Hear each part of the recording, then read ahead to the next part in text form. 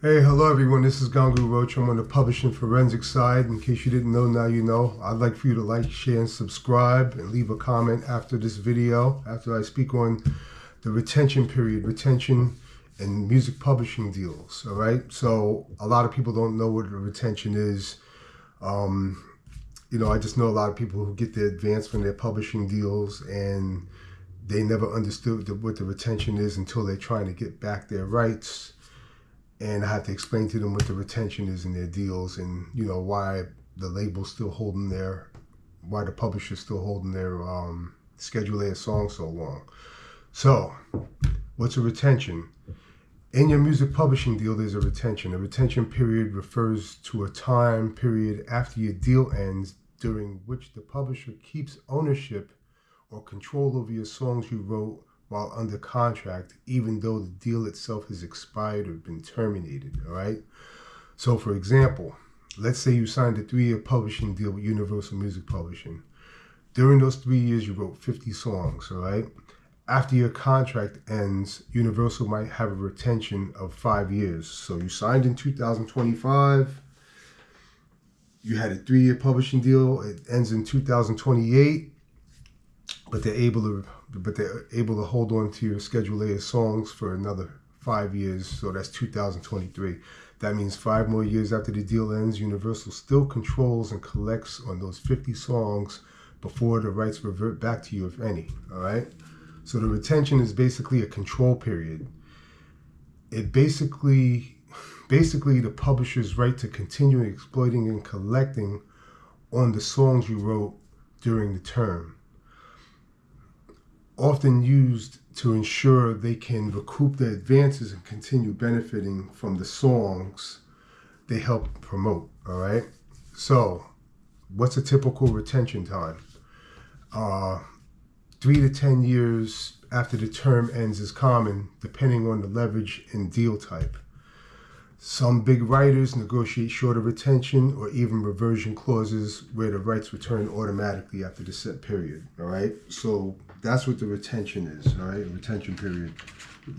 So I got some notes here on what to watch out for, all right, that I got written down here. So what to watch out for in the contract. You got to watch out for the word in perpetuity, all right? Because some publishers try to keep ownership forever. So that's something you'd want to avoid, right? Also, reversion clauses. Check if and when your copyrights revert back to you. That's very important. You got to know that, all right? Also, recoupment. Publishers often keep retention rights until your advance and expenses are fully recouped. All right, so those are things that you got to check out for. All right. Also, what that means, your publisher. Okay, so your publisher controls your songs for 5 years after the deal ends. After 5 years, the rights revert back to you. You become full owner again, but only if the publisher has recouped all money they spent on you, advances, etc. Right? Then you have the common types of reversion clauses. All right. So one is a time-based reversion. Rights revert after the set time, 3, 5 years, 7 years, 10 years, what have you, right? That's the most friendly option that there would be, a time-based reversion. Also, there's a recoupment-based reversion. Rights revert only after recoupment of advances. Publisher keeps ownership until they've made back all their money, all the money they paid you. That's a less favorable, all right?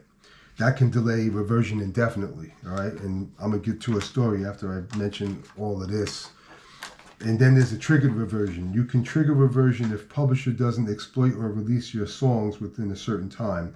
Example, if publisher fails to secure commercial release or placement within 2 years, rights revert to writer.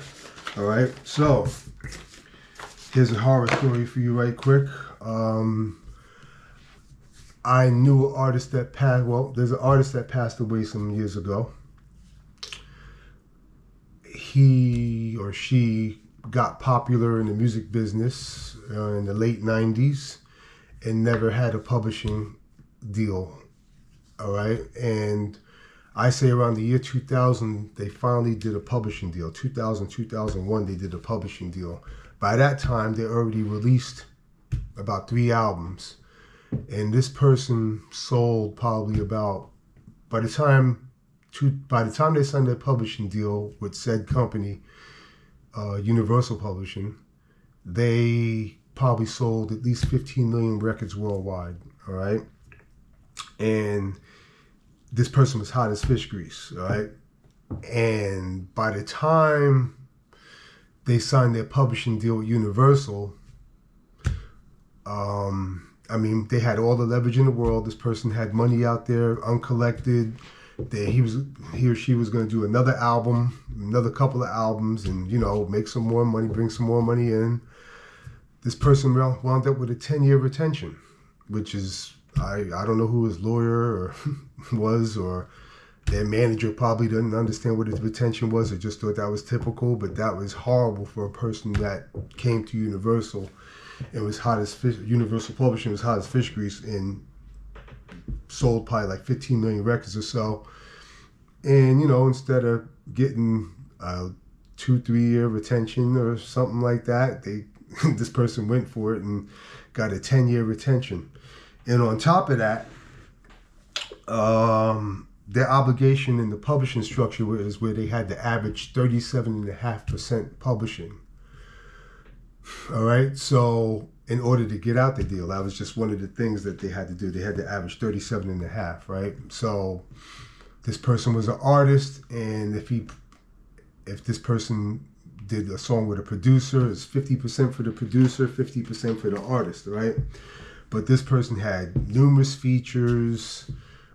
They got publishing. Sometimes there's 5 people on the record, and this person would only get 10% publishing. And after this person did 5 albums, 6 albums in total under the publishing structure of Universal, instead of averaging 37.5, they averaged, I think from what I recall, they averaged 26%.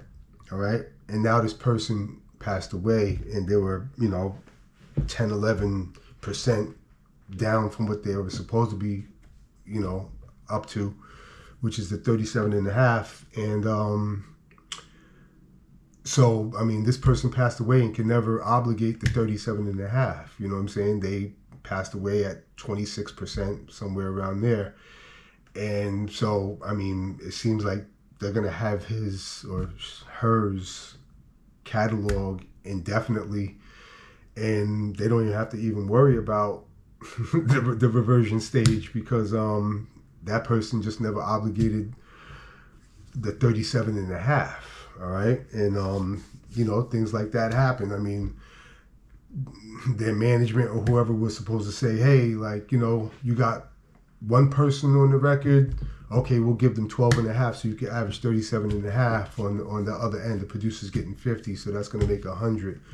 You got 4 people on the record. They were supposed to say, like, you can't have those 4 people on the record unless you're going to make them work for hire and just pay them to get on the record with no publishing percentage, so you could keep your 50%, or or what have you. You know what I'm saying? So I mean, I don't know who was like overseeing what was going on, but they did a horrible job for this person. Horrible, a straight F. And things like that happen. So I just wanted to let you know about the retention. So now y'all stay aware of the retention. The more popular you get, the more leverage you have, and you're going to want to try to get out that, ASAP. So, don't sleep behind the wheel. Like, share, subscribe, leave a comment, and, I'll comment back. All right? I'll be back.